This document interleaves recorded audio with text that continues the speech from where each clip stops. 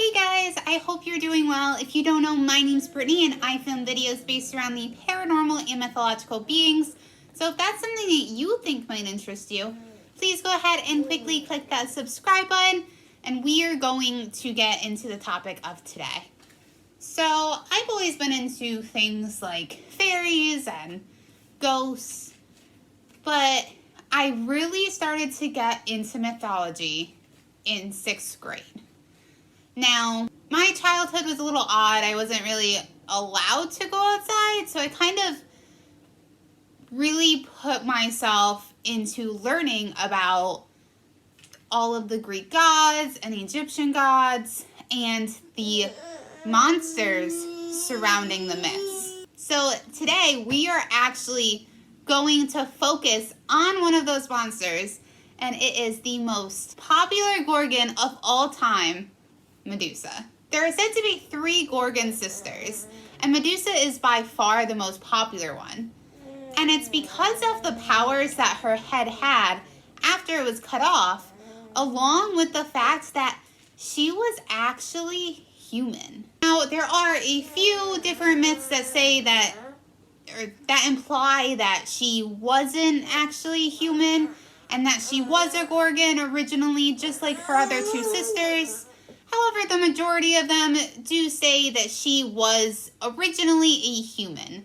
And it was very odd that she was born a human because she came from a monster family. It's said that her sisters' names were Zeno and Uriel. And they were children of Phorcys and Cato. Now, Medusa was a very beautiful maiden, and she caught the eyes of Poseidon.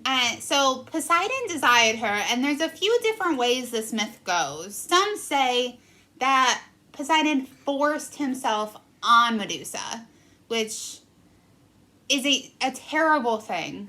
And if that is the case of what actually happened, it wasn't really fair what happened to Medusa because that wasn't her fault. But other myths say that Medusa and Poseidon were in a loving relationship and they both consensually chose to, for the better term, sleep together in Athena's temple. Now, it is said that Poseidon, when this happened, did impregnate Medusa. And Athena was outraged that this happened in her temple, and instead of punishing Poseidon, she actually punished Medusa and turned her into a Gorgon, just like her sisters. The reason she turned Medusa's hair into snakes was that so if any guy were to look at her, they would instantly be turned to stone. After Medusa was turned, she was often described as having bronze hands and gold wings. Poets also claimed that Medusa had boar-like tusks and a tongue that lolled between her fangs. The legend of Perseus and Medusa is probably one of the most well-known myths about Medusa. Now, in order to understand that myth, we have to kind of go back before Perseus battled Medusa. Now, Perseus was the son of Danae, who was the daughter of Acrisius, who was the king of Argos, and Perseus was also the son of Zeus. Now, the god impregnated Danae in the form of a shower of gold after her father actually locked her up upon finding out that his grandson would be the end of him from an oracle. Now, Acrisius was so afraid of his grandson being his demise, but he didn't want to kill him because he also feared the wrath of Zeus. So instead of killing Perseus, he locked his daughter and his grandson up in a chest and sent them out to sea. Now, Dictys of the island of Seriphus actually rescued the 2 and raised Perseus just like his own son. But others were not as kind to Perseus. Dictys' brother, Polydectes, desired Perseus' mother. However, Perseus did not like the idea of them being in a relationship. So, since Perseus didn't approve, Polydectes wanted to get rid of Perseus, so he sent him on a quest to bring back the head of Medusa, thinking there's absolutely no way that he will survive this quest, and then he can be with Perseus' mother without any consequences. But he was wrong. So, since Perseus was the son of Zeus, he actually had the gods' help in his quest. He received the cap of invisibility from Hades, a pair of winged shoes from Hermes, a reflective bronze shield from Athena, and a sword from Hephaestus. Now, after convincing the Graeae to give up Medusa's whereabouts, he arrives at the fabled land of the Gorgons. Now, it's said that this fabled land is either located far west, beyond the outer ocean, or actually laying in the ocean on a rocky island named Sarpedon. Now, with the gifts Perseus received, he decapitated Medusa in her sleep with the bronze shield. Now, it's said that Medusa was actually pregnant at the time of her death, and when Perseus severed her head, 2 unborn children popped out of her neck. So one of those is the famous Pegasus, which is the fabled winged horse. And the other one is Chrysaor.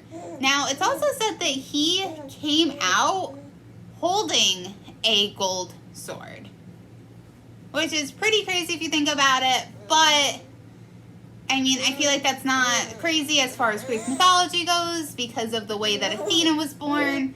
She actually came out of Zeus's cracked skull in full armor during a war. But anyways, around the same time that Medusa's unborn children suddenly sprang out of her neck, her 2 Gorgon sisters appeared and attempted to fight Perseus, but he outran them and got away using his cap of invisibility and either flew away, some must go on his winged shoes from Hermes, or on Pegasus. So now, even though Medusa's head was severed from her body, it still possessed a significant amount of power. It's said that when the blood dripped from Medusa's head onto the plains of Libya, each drop of blood actually became a venomous serpent. Perseus also used Medusa's head when he encountered the Titan Atlas. Now, if you don't know who Atlas is, he is the one that you see holding the earth. Now, all Perseus wanted to do was rest for a moment, but Atlas declined his request, and Perseus knew that there was no way that he could simply defeat him just using his strength. So he took out Medusa's head and turned Atlas into a mountain. Now, when Perseus encountered Andromeda, who was the daughter of an Ethiopian king, Cepheus, and his wife Cassiopeia, he used Medusa's head and rescued the princess, who was being sacrificed to Cadus, who was a sea monster that Poseidon sent, in order to punish Cassiopeia because she was saying that her daughter was far more beautiful than the Nereids. Now, Medusa's petrifying power was also used on Phineus, who was Andromeda's uncle, and it was actually who she was betrothed to. Proetus, who was the usurper of the throne of Argos, it was also used on, and finally it was used on Polydectes. After Perseus was done with it, he gave Medusa's severed head to Athena, who actually wore it on her aegis, which was a shield, and she used it whenever she went into battle. Athena also collected some remains of Medusa's blood and gave most of it to Asclepius, who used the blood from Medusa's left side to take people's lives and her blood from her right side to bring people back from the dead. Now, the rest of Medusa's blood was put in a vial and given to Athena's adopted son, Erichthonius. Now, Euripides say that one drop of blood is a cure-all, and the other will bring death. Athena also put aside in a bronze jar a lock of Medusa's hair for Heracles. Now, he gave it to Cepheus' daughter, Stereope, who used it to protect her home, Tegea. It's said that even though it didn't have the petrifying powers of Medusa's gaze, that anybody anybody who ended up looking at this lock, it caused terror to them. Now, Medusa's head is also seen as a protective amulet, and that it would keep evil away. Now, I find Medusa quite fascinating. I know a lot of the myths do say that she unfortunately got turned into a Gorgon under terrible, terrible circumstances. And if that was the case, there's no way that she should have been punished. And even if it was agreed upon mutually, I feel like Poseidon should have been taken some of Athena's wrath, not just Medusa. Now, I want to know what you guys think of Medusa. She is an incredibly fascinating monster, and a very legendary one. If there's anything that you guys would like me to dive into, feel free to reach out. All of the ways to contact me are right down below. And if you liked this video, please give it a big thumbs up. And if you have not subscribed yet, please, please hit that subscribe button. It would mean so much to me, you guys. And I hope that you guys have an amazing day, and I will see you guys next time.